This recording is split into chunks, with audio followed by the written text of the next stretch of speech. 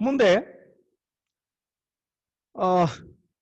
ಜಾನಕಿ ಈ ರೀತಿ ಮೂರ್ಛಿತಳಾಗಿರುವಂಥದ್ದು, ಮೂರ್ಛೆ ತಪ್ಪಿರುವಂಥದ್ದು. ಅವಾಗ ಮುಂದೆ ಏನಾಗ್ತತಿ ಅನ್ನುವಂಥದ್ದು, ಅಂದ್ರೆ ಅವಳು ಮೂರ್ಛೆಗೆ ಹೋದಳು, ಇವನ ಮನಸ್ಥಿತಿ ಹೇಗಿರ್ತತಿ ಅನ್ನುವಂಥದ್ದನ್ನು ಹೇಳ್ತಾ ಹೋಗ್ತಾನೆ ಕವಿ. ಜಾನಕಿ ಮೂರ್ಛಿತೆಯಾಗೆ ದಶಾನನ ಅನುಕಂಪೆ ಪುಟ್ಟಿ ಕರುಣಿಸಿ ತನ್ನಂ ತಾನೇ ಪಳಿದುಳಿದು ಕರ್ಮಾಧೀನ ಸಮುತ್ಪನ್ನ ದುರಗ ದುಷ್ಪರಿಣಿತಿಯಂ.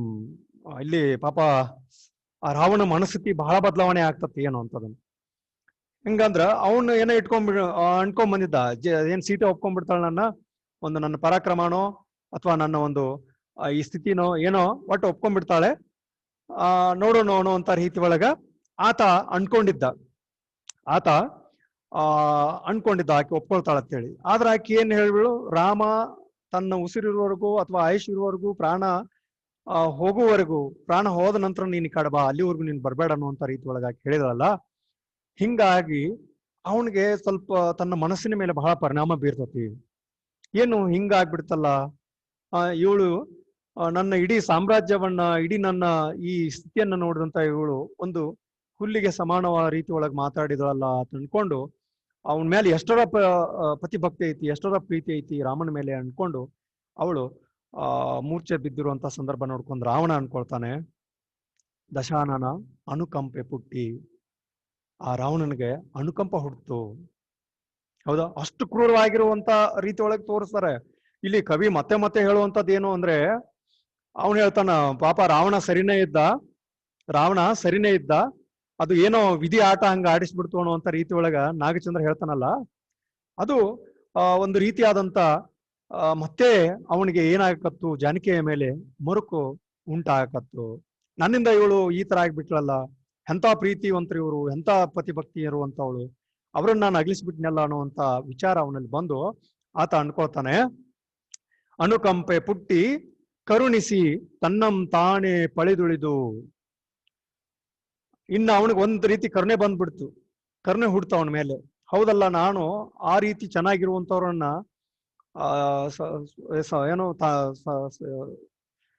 ಅವ್ರ ಮೇಲೆ ಕರುಣೆ ತೋರದೇನೆ, ಸೀತೆಯ ಮೇಲೆ ಕರುಣೆ ತೋರದೇನೆ ಚೆನ್ನಾಗಿ ಸಂಸಾರವನ್ನು ನಡೆಸ್ತಿರುವಂತವ್ರನ್ನ, ಅಥವಾ ಆ ಒಂದು ವೈಭೋಗದಲ್ಲಿ ಇರುವಂತಹ ಸೀತೆಯನ್ನ ನಾನು ತಂದು ತಪ್ಪು ಮಾಡಿದೆ ಅನ್ನುವಂಥದ್ದು ಅವನಿಗೆ ಅರಿವು ಬಂತು, ಅವಳ ಮೇಲೆ ಕರುಣೆ ಬಂತು. ತನ್ನಂ ತಾನೇ ಪಳೆದುಳಿದು, ತನ್ನನ್ನು ತಾನೇ ಎಳೆದುಕೊಳ್ತಾನೆ, ನಿಂದಿಸ್ಕೊಳ್ತಾನೆ ತನ್ನನ್ನು ತಾನೇ. ಏನ್ ಈ ತರ ಮಾಡ್ಬಿಟ್ನಲ್ಲ ನಾನು, ಸೀತೆಯನ್ನ ಮತ್ತು ರಾಮನನ್ನ ಅಗ್ಲಿಸಿ ಹಿಂಗ್ ಮಾಡ್ಬಿಟ್ನಲ್ಲ ಅಂತೇಳಿ ತನ್ನ ಮೇಲೆ ತಾನೇ ಕೋಪೋದ್ರಿಕ್ತನಾಗ್ತಾನೆ, ನಿಂದಿಸ್ಕೊಳ್ತಾನೆ. ನನ್ ಏನ್ ಎಷ್ಟು ಕೆಟ್ಟವನದ ನಾನು ಅನ್ನುವಂಥದ್ದನ್ನ. ಕರ್ಮಾಧೀನ ಸಮುತ್ಪನ್ನ ಅನ್ನುವಂಥ ಮಾತಲ್ಲಿ ಬರುತ್ತೆ. ಕರ್ಮಾಧೀನ ಸಮುತ್ಪನ್ನ ಅಂದ್ರೆ ಕರ್ಮಾಧೀನ ಅಂದ್ರೆ, ಕರ್ಮಾಧೀನ ಸಮುತ್ಪನ್ನ ಅಂದ್ರೆ ಕರ್ಮವಶದಿಂದ ಉತ್ಪನ್ನವಾಗಿರುವಂತ. ಹೌದಾ, ಆತನ ಕರ್ಮದಿಂದ ಮಾಡಿರುವಂತ ಕರ್ಮದಿಂದ ಹಿಂಗಾಗ್ಬಿಡ್ತಲ್ಲ ಅನ್ಕೊಂಡು ಮುಂದೆ ಹೇಳ್ತಾನೆ, ಕರ್ಮಾಧೀನ ಸಮುತ್ಪನ್ನ ದುರಗ ಅಂದ್ರೆ ಕೆಟ್ಟ ಪಾಪ.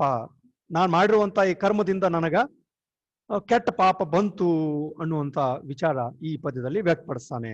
ದುರಗ ದುಷ್ಪರಿಣಿತಿಯಂ, ನಾನು ಕೆಟ್ಟ ಕೆಲಸ ಮಾಡಿದ್ರಿಂದ ನನಗೆ ಇಂಥ ಒಂದು ಕೆಟ್ಟ ಪಾಪ ಬಂತು ಅನ್ನುವಂತ ವಿಚಾರ ಅಲ್ಲಿ ಆತ ವ್ಯಕ್ತಪಡಿಸ್ತಾನೆ. ಅರ್ಥ ಆಗ್ತತ್ತಲ್ಲ? ಈ ರೀತಿ ಜಾನಕಿಯ ಮೂರ್ಛಿತವಾಗಿರುವಂತ ಸಂದರ್ಭದೊಳಗ ರಾವಣನ ಮನಸ್ಸು ಏನಾಗ್ತತಿ, ಅನುಕಂಪ ಹುಟ್ಟಿ ಕರುಣಿಸಿ ಕರುಣೆ ಬರ್ತತ ಅವನಲ್ಲಿ. ತನ್ನನ್ನು ತಾನೇ ಅರಿತುಕೊಳ್ತಾನೆ, ತನ್ನ ಮನಸ್ಥಿತಿಯನ್ನು ತಾನೇ ಅರ್ಥ ಮಾಡ್ಕೊಳ್ತಾನೆ. ಏನಂದ್ರೆ, ನಾನು ಈ ಕರ್ಮಾಧೀನ ಸಮುತ್ಪನ್ನ, ಈ ರೀತಿ ಕರ್ಮವಶದಿಂದ ಈ ರೀತಿ ಆಗಿರುವಂತ ಹುಟ್ಕೊಂಡಿರುವಂತದ್ದು ಏನಾಗ್ಬಿಡ್ತಿ, ಮುಂದೆ ಕೆಟ್ಟ ಪಾಪಕ್ಕೆ ನಾನು ಗುರಿ ಆಗ್ಬಿಟ್ಟೆ, ಕೆಟ್ಟ ಪಾಪಕ್ಕೆ ನಾನು ಅನಿ ಆದ್ನಿ ಅನ್ನುವಂತ ತಪ್ಪು ಅವನಲ್ಲಿ ಬರತ್ತೆ. ತಪ್ಪು ನಾನು ಮಾಡಿದ ತಪ್ಪು ಅನ್ನುವಂತ ವಿಚಾರಕ್ಕ ಆತ ಅಲ್ಲಿ ಬರ್ತಾನೆ.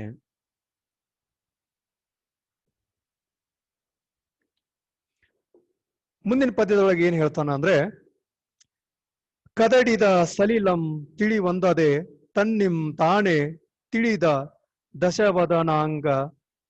ದಶವದನಂಗಾದುದು ವೈರಾಗ್ಯಂ ಸೀತೆಯೊಳ್ ಉದಾತನೋಳ್ ಪುಟ್ಟದಲ್ತೆ ನೀಲಿರಾಗಂ. ಇಲ್ಲಿ ಕವಿ ಒಂದು ರೀತಿಯಾದಂತ ಈ ನಾಗಚಂದ್ರನಿಗೆ ಎಲ್ಲಿಲ್ಲದ ಪ್ರೀತಿಯನ್ನು ತೋರುವಂತದ್ದು ಈ ರಾವಣನ ಮೇಲೆ ಬಹಳ ಅನಿಸ್ತದೆ. ಹೌದಾ? ಯಾಕಂದ್ರೆ ಈಗ ನನ್ನ ಒಂದು ಓದಿನ ಪ್ರಕಾರ 3 ರೀತಿಯಾದಂತ ಕವಿಗಳು ಒಬ್ಬೊಬ್ಬರ ಮೇಲೆ, ಅಂದ್ರ ಪ್ರತಿ ನಾಯಕರ ಮೇಲೆ. ಇಲ್ಲಿ ನಾಯಕ ಯಾರು? ಈ ಇದರದ್ದು ರಾಮ. ಆದ್ರೆ ಅವರು ಬಹಳ ಪ್ರೀತಿಗೊಳ್ಳೋದು ಯಾರ ಮೇಲೆ ಅಂದ್ರೆ ಇಲ್ಲಿ ರಾವಣನ ಮೇಲೆ ಪ್ರೀತಿಗೊಳ್ತಾನೆ. ಅವನು ಹೇಳೋದಿಷ್ಟೇ, ಬಹುಶಃ ಅವನು ಸರಿನೇ ಇದ್ದ. ಯಾವ ಹೆಣ್ಣು ಬಂದ್ರು ಅವನು ಯಾವುದೇ ಹೆಣ್ಣಿನ ಸಂಬಂಧ ಒಟ್ಟು ತಲೆ ಕೆಡ್ಸ್ಕೊಂಡಿರ್ಲಿಲ್ಲ. ಅಷ್ಟು ಕಠೋರವಾಗಿರುವಂತ ಮನಸ್ಥಿತಿ ಆತ ಹೊಂದಿದ್ದ. ಆದ್ರ ವಿಧಿ ಹಿಂಗ್ ಮಾಡಿಸ್ಬಿಡ್ತು. ಸೀತೆಯ ವಿಚಾರದೊಳಗ ವಿಧಿ ಈ ತರ ಮಾಡಿಸ್ತು ಅನ್ನುವಂಥದ್ದನ್ನ ನಾವಿಲ್ಲಿ ಕಂಡ್ಕೊಳ್ತೀವಿ. ಒಂದು. ಇನ್ನ ಪಂಪನಿಗೆ, ಪಂಪ ತನ್ನ ವಿಕ್ರಮಾರ್ಜುನ ವಿಜಯದೊಳಗೆ ಹೇಳ್ಕೊಳ್ಳುವಂಥದ್ದು ಏನು ಅಂದ್ರೆ, ಅಲ್ಲಿ ಕರ್ಣನ ಬಗ್ಗೆ ಬಹಳ ಪ್ರೀತಿ ಅವನಿಗೆ, ಪಂಪನಿಗೆ. ಕರ್ಣನ ಸ್ಥಿತಿ, ಅಯ್ಯೋ ಏನ್ ಕರ್ಣನ ಸ್ಥಿತಿ ಹಿಂಗಾಗ್ಬಿಡ್ತಲ್ಲ. ಕರ್ಣ ಪಾಂಡವರ ಹಿರಿಯನ್ನ ಆದ್ರೂ ಸಹಿತ ಅವನ ಸ್ಥಿತಿ ಹಿಂಗಾಗ್ಬಿಡ್ತಲ್ಲ, ಒಂದು ಅಸ್ಪೃಶ್ಯತೆ ನೆಲೆ ಭಾವ ಅಲ್ಲಿ ಅವನಲ್ಲಿ ಬಂದ್ಬಿಡ್ತಲ್ಲ ಅಂತೇಳಿ ಅವನ ಬಗ್ಗೆ ಬಹಳ ನೋವನ್ನು ವ್ಯಕ್ತಪಡಿಸ್ಕೊಳ್ತಾನೆ ಅನ್ನುವಂಥದ್ದು. ರೈಟ್. ಅಲ್ಲಿ ಅರ್ಜುನ ಅವನ ನಾಯಕನಾದ್ರೂ ಕರ್ಣನ ಬಗ್ಗೆ ಬಹಳ ವ್ಯಥೆಯನ್ನು ಉಂಟು ಮಾಡ್ಕೊಳ್ಳುವಂಥದ್ದು. ಇನ್ನೊಬ್ಬ ರನ್ನ ತನ್ನ ಗದಾ ಯುದ್ಧದೊಳಗ ದುರ್ಯೋಧನ ಬಗ್ಗೆ ಬಹಳ ಅಂದ್ರೆ ಬಹಳ ವಿಪರೀತ ಕಾಳಜಿಯನ್ನು ವಹಿಸುವಂಥದ್ದು. ಅವನ ಗದಾ ಯುದ್ಧದೊಳಗ ಭೀಮ ಅಲ್ಲಿಯ ನಾಯಕ. ಆದ್ರೆ ಆ ರನ್ನನಿಗೆ ಇವನ್ ಮೇಲೆ ಬಹಳ ಪ್ರೀತಿ. ಯಾರು? ಈ ದುರ್ಯೋಧನನ ಮೇಲೆ. ಅವನು ಎಲ್ಲವನ್ನ ಅದೇ ಹೇಳ್ತಾನ, ನೆಲಕ್ಕಿರುವೆನೆಂದು ಬಗೆದರೆ ಛಲಕ್ಕಿರುವೆನನ್ನು ಅಂತ ಮಾತಲ್ಲಿ ಹೇಳ್ಕೊಳ್ತಾನೆ. ಅಂದ್ರೆ ನಾನು ಯಾವುದೋ ಆಸ್ತಿಗೋಸ್ಕರ ಅಥವಾ ನನ್ನ ಒಂದು ಸಾಮ್ರಾಜ್ಯಗೋಸ್ಕರ ನಾನು ಹೊಡೆದಾಡ್ತಾ ಇಲ್ಲ, ನನ್ನ ಛಲ ಅದು, ನಾನು ಹೋರಾಡ್ತಾ ಇದ್ದೀನಿ ಅನ್ನುವಂತ ವಿಚಾರವನ್ನ ಆತ ಅಲ್ಲಿ ವ್ಯಕ್ತಪಡಿಸ್ತಾನೆ ಅನ್ನೋದು. ಈ ರೀತಿ ಇಲ್ಲಿಯೂ ಕೂಡ ಈ ನಾಗಚಂದ್ರನ್ಗೆ ರಾವಣನ ಮೇಲೆ ಬಹಳ ಒಂದು ಕನಿಕರವನ್ನು ಮೂಡುವಂತ ಸಂದರ್ಭ. ಹೇಳ್ತಾರ, ಅವ್ರು ಏನ್ ಹೇಳ್ತಾರಂದ್ರೆ, ಕದಡಿದ ಸಲೀಲಂ ತಿಳಿಯೊಂದದೆ. ಕದಡಿರುವಂತಹ ಕೆಸರವಾಗಿರುವಂತಹ ನೀರು, ಸಲೀಲ ಅಂದ್ರೆ ನೀರು, ತಿಳಿಯೊಂದದೆ ಅನ್ನುವಂಥ, ತಿಳಿ ಆಗತ್ತಲ್ಲ, ಸ್ವಲ್ಪ ಸಮಯದ ನಂತರ ತಿಳಿ ಆಗ್ತತ್ತಲ್ಲ ಅನ್ನೋಂಥ. ಮನುಷ್ಯನ ಮನಸ್ಸು ಕೂಡ ಹಾಗೆ. ಈ ಕೆಲವು ಸಂದರ್ಭದೊಳಗ ಕೆಟ್ಟದ್ದನ್ನು ಮಾಡಿದ್ರು ಸಹಿತ ನಂತರ ಸಮಯದಲ್ಲಿ ಅದನ್ನು ವಿಚಾರ ಮಾಡಿ ಅವನು ಸರಿನೋ ತಪ್ಪು ಅನ್ನುವಂಥದ್ದನ್ನು ವಿಚಾರ ಮಾಡಿದಾಗ ಆತನಿಗೆ ಅರಿವು ಬರುವುದು ಯಾವುದು ಅಂದ್ರೆ ಅದು ಸರಿನೋ ತಪ್ಪು ಅನ್ನುವಂಥದ್ದು ತಿಳಿತತ್ತಲ್ಲ. ಆ ತರ ಇಲ್ಲಿ ರಾಮನ ಮನಸ್ಥಿತಿಯು ಹಾಗೆ ಆಯ್ತು ಅನ್ನುವಂಥದ್ದನ್ನು. ಹೌದಾ? ಕದಡಿದಂತ ಕಲಕಿ ಹೋಗಿರುವಂತ ನೀರು ತಿಳಿಯಾದ ನಂತರ ತನ್ನಿಂ ತಾನೇ ತಿಳಿದ ದಶವದನಾಂಗದುದು. ತನ್ನಂತಾನೇ ಈ ರಾವಣ ತಿಳ್ಕೊಂಡ ಅವನಲ್ಲಿ ವೈರಾಗ್ಯ ಬಂದ್ಬಿಡ್ತು. ದಶವದನಾಂಗಾದುದು ವೈರಾಗ್ಯ ಆಯ್ತು. ಏನು ವೈರಾಗ್ಯ? ಆ ವೈರಾಗ್ಯದ ಸ್ಥಿತಿ ಏನಪ್ಪ ಅಂದ್ರೆ ಅಲ್ಲಿ ಹೇಳ್ತಾರೆ, ಏನದು ವೈರಾಗ್ಯ ಮೂಡ್ತು ಸೀತೆಯ, ಹೌದಾ, ಸೀತೆಯೊಳ್ ಉದಾತನೊಳ್. ಸೀತೆಯಲ್ಲಿ ಆತ ಉದಾತನಾದ. ಮುಂದೆ ಹೇಳ್ತಾರೆ ಅದೇನು, ಉದಾತರೋಳು ಅಂದ್ರೆ ಶ್ರೇಷ್ಠವಾದವರಲ್ಲಿ. ಆ ರೀತಿ ಸೀತೆಯ ಬಗ್ಗೆ ಆತ ಒಂದು ಉದಾತ ಮನೋಭಾವವನ್ನು ಹೊಂದಿದ. ಮುಂದೆ ಕವಿ ಹೇಳ್ತಾನ, ಅವನೇನಂತ ಮಹಾನ್ ತಪ್ಪು ಮಾಡಿದ್ದಿಲ್ಲ ಅನ್ನುವಂತ ರೀತಿ ಒಳಗೆ ವ್ಯಕ್ತಪಡಿಸ್ತಾರ ಅಷ್ಟೇ. ತಪ್ಪದು, ಸೀತೆಯನ್ನು ಅಪಹರಿಸ್ಕೊಂಡು ಬಂದ ತಪ್ಪದು. ಆದ್ರೆ ಮುಂದೆ ಅದಕ್ಕೆ ಕನ್ಕ್ಲೂಷನ್ ಕೊಡೋ ರೀತಿ ಒಳಗೆ ಹೇಳ್ತಾನ ಕವಿ ನಾಗಚಂದ್ರ ಹೇಳ್ತಾನ, ಸೀತೆಯೊಳ್ ಉದಾತನೊಳ್ ಪುಟ್ಟದಲ್ತೆ ನೀಲಿರಾಗಂ.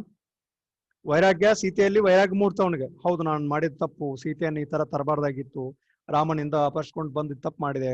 ಒಬ್ಬ ಹೆಣ್ಣನ್ನ ನಾನು ಈ ರೀತಿ ಕರ್ಮ ವಶವನ್ನ ಮಾಡೋದ್ರಿಂದ ಏನಾಗ್ಬಿಡ್ತು, ಈ ರೀತಿ ನನಗದು ಕೆಟ್ಟ ಪಾಪವಾಗಿ ಪರಿಣಮಿಸ್ತು ಅನ್ನುವಂಥದ್ದನ್ನ ಅರ್ಥ ಮಾಡ್ಕೊಂಡಂತ ಈ ರಾವಣ ಹೇಳ್ತಾನ, ಉದಾತನೋಳ್ ಪುಟ್ಟದಲ್ತೆ ನೀಲಿರಾಗಂ. ಉದಾತನಾಗಿರುವಂತಹ ಶ್ರೇಷ್ಠವಾದವರಲ್ಲಿ ಪುಟ್ಟದಲ್ತೆ ಅಂದ್ರೆ ಹುಟ್ಟುವುದಲ್ಲದೇನೆ ನೀಲಿರಾಗಂ. ನೀಲಿರಾಗ ಅಂದ್ರೆ ಸ್ಥಿರವಾದ ಪ್ರೀತಿ ಅಥವಾ ಭಾವ. ನೀಲಿ ಬಣ್ಣದ ಆಕಾಶದಷ್ಟು ವಿಶಾಲವಾಗಿರುವಂತ ಮನಸ್ಸು. ನೀಲಿರಾಗಂ ಅಂದ್ರೆ ಮನಸ್ಸು ಯಾವ ರೀತಿ ಅಂದ್ರೆ ಆಕಾಶ ಎಷ್ಟು ನೀಲಿ ಆಗಿರ್ತತೋ, ವಿಸ್ತಾರತೆಯನ್ನು ಹೊಂದಿರ್ತತೋ, ಅಷ್ಟು ಆ ರಾವಣನ ಮನಸ್ಥಿತಿ ಅಷ್ಟೊಂದು ಉದಾತ್ತತ ಆಗ್ಬಿಡ್ತು. ಶ್ರೇಷ್ಠತೆಯ ಒಂದು ಸ್ಥಿತಿಯನ್ನ ರಾಮಂದು ರಾವಣನ ಮನಸ್ಸು ಪಡ್ಕೊಳ್ತು. ಉದಾತನಾದ ಯಾರಿಂದ? ಸೀತೆಯ ವೈರಾಗ್ಯದಿಂದ ಉದಾತನಾದ. ಇಂಥ ಉದಾತರಲ್ಲಿಯೇ ಹುಟ್ಟೋದಲ್ಲದೇನು? ಇಂಥ ಉದಾತರಲ್ಲಿಯೇ ಹುಟ್ಟುವಂಥದ್ದು ಎಂಥದ್ದು ಅಂದ್ರೆ ಶ್ರೇಷ್ಠವಾದದ್ದು ಅದು ಹುಟ್ಟೋದಲ್ದೇನೆ ಶ್ರೇಷ್ಠವಾದಂತ ಮನಸ್ಸು, ಶ್ರೇಷ್ಠವಾದಂತ ಭಾವ, ಶ್ರೇಷ್ಠವಾದಂತ ಪ್ರೀತಿ ಇಂಥವರಲ್ಲಿ ಹುಟ್ಟದೇನೆ ಮತ್ತವರಲ್ಲಿ ಹುಟ್ಟಕ್ ಸಾಧ್ಯತೆ ಏನು ಅನ್ನುವಂತ ವಿಚಾರವನ್ನ ಇಲ್ಲಿ ವ್ಯಕ್ತಪಡಿಸ್ತಾನ. ಅಂದ್ರೆ ಈ ಪದ್ಯದ ಇಲ್ಲಿ ಒಟ್ಟು ಸಾರಾಂಶ ಏನಪ್ಪಾ ಅಂದ್ರೆ, ಈ ಸ್ಟಾಂಜಾದ್ದು ಏನು ಕಲಕಿ ಹೋಗಿರುವಂತ ನೀರು ತಿಳಿಯುವಂದ ನಂತರ ಯಾವ ರೀತಿ ಸ್ವಚ್ಛವಾಗಿ ಕಾಣುತ್ತೋ, ಈ ಸೀತೆಯನ್ನ ತನ್ನಂತ ರಾವಣ ಈಗ ಅವಳ ಮೇಲೆ ಕರುಣೆ ಬಂದು ತಾನು ವೈರಾಗ್ಯದ ಸ್ಥಿತಿಯನ್ನ ಮುಟ್ಟಿದ. ಈ ರೀತಿ ಶ್ರೇಷ್ಠವಾದಂತವರಲ್ಲಿಯೇ ಹುಟ್ಟುವುದಲ್ದೇನೆ ಮತ್ತೆ ಯಾರಲ್ಲಿ ಹುಟ್ಟಕ್ ಸಾಧ್ಯ ಐತಿ ಆ ಪ್ರೀತಿ, ಅನುರಾಗ ಅನ್ನುವಂತ ರೀತಿ ಒಳಗ ಇಲ್ಲಿ ಅವನಲ್ಲಿ ಸ್ಥಿರವಾದ ಭಾವನೆ ಮೂಡ್ತು. ಸ್ಥಿರವಾದ ಭಾವನೆ ಮೂಡ್ತು. ಏನಂದ್ರೆ ನಾನು ತಪ್ಪು ಮಾಡಿದೆ, ಸೀತೆಯನ್ನು ತರಬಾರ್ದಾಗಿತ್ತು ಅನ್ನುವಂತ ರೀತಿ ಒಳಗ ಅವನಲ್ಲಿ ಶ್ರೇಷ್ಠವಾಗಿರುವಂತವರಲ್ಲಿಯೇ ಮಾತ್ರ ಇದು ಈ ರೀತಿ ಭಾವನೆ ಹುಟ್ಟಕ್ ಸಾಧ್ಯ ಐತಿ ಅನ್ನುವಂಥದ್ದನ್ನು. ಒಂದ್ ವೇಳೆ ಅವನು ಕೆಟ್ಟವನಾಗಿದ್ದ ಅಂದ್ರ ಸೀತೆ ಬಗ್ಗೆ ಕರುಣೆ ಇರ್ತಿರ್ಲಿಲ್ಲ, ಕನಿಕರ ಇರ್ತಿರ್ಲಿಲ್ಲ ಅನ್ನುವಂಥದ್ದನ್ನ ಇಲ್ಲಿ ನಾವು ಅರ್ಥ ಮಾಡ್ಕೋಬೇಕು. ಸೀತೆಯ ಬಗ್ಗೆ ಅವನಿಗೆ ಒಂದು ವೇಳೆ ಕರುಣೆನೇ ಇರ್ಲಿಕ್ಕಂದ್ರ ಅವನು ಮುಂದುವರಿಬಹುದಾಗಿತ್ತು ಈಗ. ಆದ್ರೆ ಅವನು ಅಷ್ಟಕ್ಕ ಬಿಟ್ಬಿಡ್ತಾನ. ಆಕೇನ್ ಹೇಳಿದಳಲ್ಲ, ರಾಮನ ಆಯುಷ್ಯ ಎಲ್ಲಿವರೆಗೂ ಇರ್ತತೋ, ಅವನ ಪ್ರಾಣ ಎಲ್ಲಿವರೆಗೂ ಆ ಯುದ್ಧದೊಳಗ ಇರ್ತತೋ ಅಲ್ಲಿವರೆಗೂ ನೀ ನನ್ನ ಹತ್ರನೇ ಬರಬೇಡ ಅನ್ನುವಂತ ಮಾತನ್ನ ಹೇಳಿದಾಗ ಅವಾಗ ಅವನಿಗೆ ಅಲ್ಲಿ ಕರುಣೆ ಬಂತು, ನಾನ್ ಮಾಡ್ತಿರುವಂತದ್ದು ತಪ್ಪು ಅನ್ನುವಂಥದ್ದು ಅರಿವಾಯ್ತು. ಅದಕ್ಕ ಇಲ್ಲಿ ಸಾಂಕೇತಿಕ ರೂಪವಾಗಿರುವಂತಹ ಕದಡಿದ ಸಲಿಲಂ ತಿಳಿವಂದದೆ ಅನ್ನುವಂತ ಈ ಪದ್ಯದ ಶೀರ್ಷಿಕೆ ಅಡಿಯಲ್ಲಿ ಇಲ್ಲಿ ವ್ಯಕ್ತಪಡಿಸ್ತಾನೆ. ಅವನಿಗೆ ವೈರಾಗ್ಯ ಮೂಡ್ತು. ವೈರಾಗ್ಯನಂತ ಇನ್ನು ನಾನ್ ಮಾಡೋ ತಪ್ಪಕತಿ, ಸೀತೆಯನ್ನ ಇಲ್ಲಿ ಈ ರೀತಿ ಹಿಂಸಿಸೋ ತಪ್ಪಕತಿ ಅನ್ನುವಂಥದ್ದು ಅರ್ಥ ಮಾಡ್ಕೊಂಡ ಅದನ್ನ ಮುಂದುವರೆದು ಹೇಳ್ತಾನೆ. ಏನು, ಇಂಥ ಶ್ರೇಷ್ಠರಲ್ಲಿಯೇ ಹುಟ್ಟುದಲ್ದೆ ಮತ್ತೆ ಯಾರಲ್ಲಿ ಹುಟ್ಟಕ್ ಸಾಧ್ಯ ಐತಿ? ಒಂದು ನಿಸ್ಥಿರವಾದ ಪ್ರೀತಿ ಅಥವಾ ಭಾವ ಹುಟ್ಟೋದು. ನೀಲಿ ಆಕಾಶ ಎಷ್ಟು ವಿಶಾಲವಾಗಿರ್ತದೋ ಅದೇ ತರಹ ಇಲ್ಲಿ ಆತನ ಮನಸ್ಸು ಕೂಡ ಅಷ್ಟೇ ವಿಶಾಲವಾದಂತಹ ಪ್ರೀತಿ ವಾತ್ಸಲ್ಯದಿಂದ ಕೂಡಿರುವಂತದ್ದು ಆಯ್ತು ಅನ್ನುವಂತ ಪದ್ಯದಲ್ಲಿ ಇಲ್ಲಿ ವ್ಯಕ್ತಪಡಿಸ್ತಾನೆ.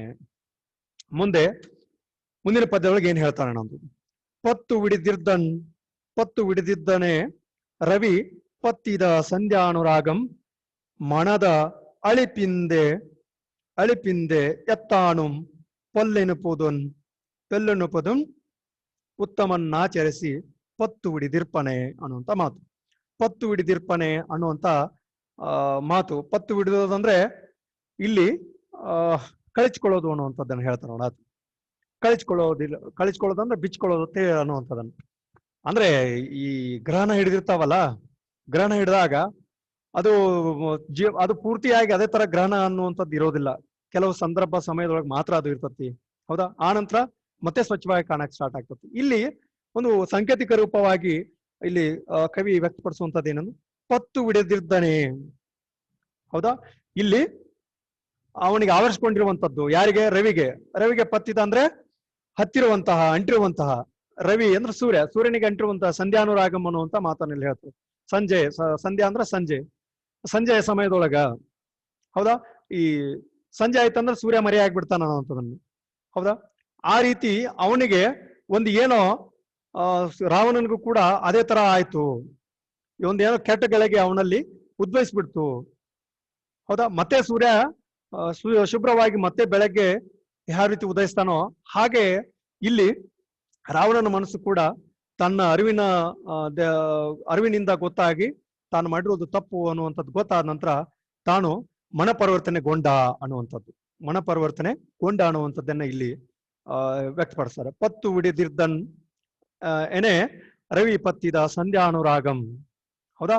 ಇಲ್ಲಿ ಆತ ಏನ್ ಕಳಿಸ್ಕೊಂಡು ಸಾಯಂಕಾಲ ಸಮಯದೊಳಗ ಅಂದ್ರೆ ಕತ್ತಲೆ ಆವರಿಸ್ಕೊಂಡಿರುವಂತಹ ಸೂರ್ಯನಿಗೆ ಮತ್ತೆ ಬೆಳಗ್ಗೆ ಯಾವ ರೀತಿ ಬಿಚ್ಚಿಕೊಳ್ತದೋ ಆ ರೀತಿ ಆ ರಾವಣನ ಮನಸ್ಸಿನೊಳಗ ಅಂಟಿಕೊಂಡಿರುವಂತಹ ಆ ಕತ್ತಲೆಯ ಮನಸ್ಥಿತಿ ಏನಿತ್ತಲ್ಲ, ಸೀತೆಯನ್ನ ತಾನು ಅನುಭವಿಸ್ಬೇಕು ಅನ್ನುವಂಥದ್ದು ಅಥವಾ ತನ್ನ ರಾಜ್ಯದ ಒಡತಿಯನ್ನಾಗಿ ಮಾಡ್ಕೋಬೇಕು ಅನ್ನುವಂತ ಆತನ ಮನಸ್ಥಿತಿ ಇತ್ತಲ್ಲ, ಅದು ಏನಾಗ್ಬಿಡ್ತು?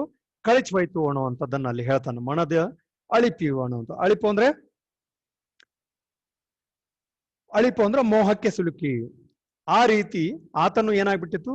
ಮನದ ಅಳಿಪಿನಿಂದ ಎತ್ತಾಣುಂ ಪೊಲ್ಲೆನಿಪ್ಪಿದ, ಆ ಮನಸ್ಸಿನ ಆ ಮನಸ್ಸಿನ ಮೋಹಕ್ಕೆ ಸಿಲುಕಿರುವಂತಹ ಈ ರಾವಣ ಏನಾಯ್ತು, ಮತ್ತೆ ಆ ಹೊಲಸಿನಿಂದ ಪೊಲೆ ಏನದು ಪೊಲೆ ಅಂದ್ರೆ ಹೊಲಸು ಅನ್ನುವಂತ ರೀತಿ ಪೊಲ್ಲೆನಿಪ್ಪುದ ಉತ್ತಮನ್ನ ಆಚರಿಸಿ, ಆ ರೀತಿ ಆ ಹೊಲಸು ವಿಚಾರಗಳು ಬಂದು ಅಲ್ಲ, ತಾನು ಮತ್ತೆ ಉತ್ತಮ ತರವಾದಂತಹ ವಿಚಾರಗಳನ್ನ ಮಾಡಿ ಆತ ತನ್ನ ಕತ್ತಲೆಯನ್ನ ಹೊಂದಿರುವಂತಹ ರೀತಿ ಒಳಗ, ಅಂದ್ರೆ ಆ ಕೆಟ್ಟ ವಿಚಾರಗಳ ಏನು ಅವನಲ್ಲಿ ಇದ್ದುವಲ್ಲ ಅವುಗಳೆಲ್ಲವೂ ಸೂರ್ಯ ಮತ್ತೆ ಬೆಳಗ್ಗೆ ಬಂದಾಗ ಯಾವ ರೀತಿ ಶುಭ್ರವಾಗಿ ಕಾಣ್ತಾ ಇದ್ದನೋ ಆ ರೀತಿ ಅವನ ಮನಸ್ಸು ಕೂಡ ಶುಭ್ರವಾಗಿತ್ತು.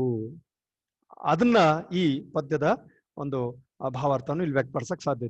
ಪತ್ತು ಹಿಡಿದಿರ್ದನೆ ರವಿ ಪತ್ತಿದ ಸಂಧ್ಯಾನುರಾಗಂ ಅನ್ನೋದು, ರವಿಗೆ ಅಂಟ್ಕೊಂಡಿರುವಂತ ಈ ಸಂಧ್ಯಾನುರಾಗ ಅಂದ್ರೆ ಕತ್ತಲೆ ಎನ್ನುವಂಥದ್ದು ಮತ್ತೆ ಹೆಂಗ್ ಬೆಳಗ್ಗೆ ಕತ್ತಲೆಯಿಂದ ಆವರಿಸ್ಕೊಂಡಂಥದ್ದು ಮತ್ತೆ ಬೆಳಗ್ಗೆ ಬಂದಾಗ ಎಲ್ಲ ಕಳಚಿ ಹೋಯ್ತು, ಅದೇ ತರ ಇವನು ತನ್ನ ಮೋಹದ ಒಂದು ಪ್ರೀತಿಗೆ ಸಿಲುಕಿಕೊಂಡಿರುವಂತ ಈತ ರಾವಣ ಮತ್ತೆ ಆ ಹೊಲಸಿನಿಂದ ಪೊಲ್ಲೆನಿಪ್ಪುದನ್, ಆ ಹೊಲಸನ್ನ ವಿಚಾರವನ್ನ ಬಿಟ್ಟು ತನ್ನ ಮನಸ್ಥಿತಿಯನ್ನ ತಾನು ಸರಿ ಮಾಡಿಕೊಂಡ, ಉತ್ತಮನ್ನ ಆಚರಿಸಿ ಪತ್ತು ಬಿಡಿದಿರುತ್ತಾನೆ. ಉತ್ತಮನ್ನ ಆಚರಿಸಿ ಏನ್ ಮಾಡಿದ, ಅದು ಅಂಟ್ಕೊಂಡಿರುವಂತದ್ದನ್ನ ಮತ್ತೆ ಕಳಿಸ್ಕೊಳ್ತಾನೆ.